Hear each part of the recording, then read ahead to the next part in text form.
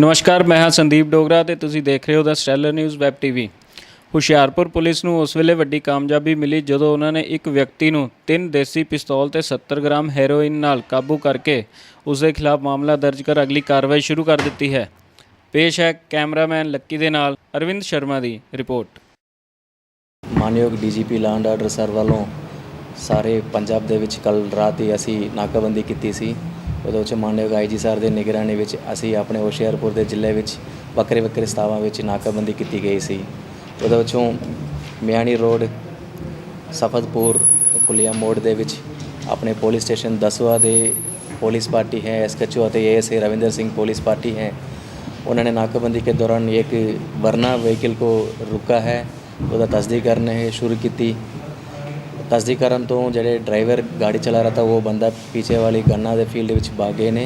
दूसरी बंदे को काबू करके उन्होंने पूछगिछ के दौरान उन्होंने कोल 3 असला देसी असला थोड़े सामने रखे है, वो बरामद हुई ने और हेरोइन 70 ग्राम बरामद हुई ने गाड़ी है और उन्होंने पर्सनल तलाशी के दौरान। बाकी एक दोषी भागा हुआ है, उन्होंने नाम सुरजीत सिंह है, वो कादियाँ इलाका के रहने वाले हैं। उन्होंने गिरफ्तार करने या साढ़े तलाशी जारी है।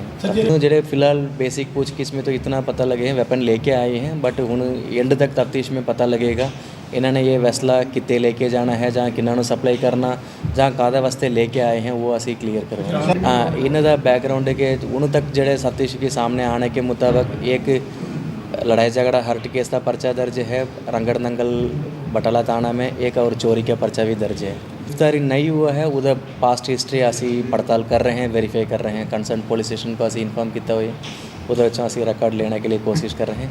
उन्होंने गिरफ्तारी करने लिए भी असी बेस्ट कोशिश कर रहे हैं। बिल्कुल असी इसलिए तां करके स्पैशल प्रेस कॉन्फ्रेंस की हुई जेडे मेरा टीम चंगे काम किए ने ASA रविंदर सिंह उन्होंने डेफिनेटली असी एक नैक्सट लोकल रैंक प्रमोट करेंगे। बाकी जोड़े चंगे ऑफिस काम किए ने उन्होंने CC1 असी सर्टिफिकेट सर वो जो रिवार्ड असी दे देंगे।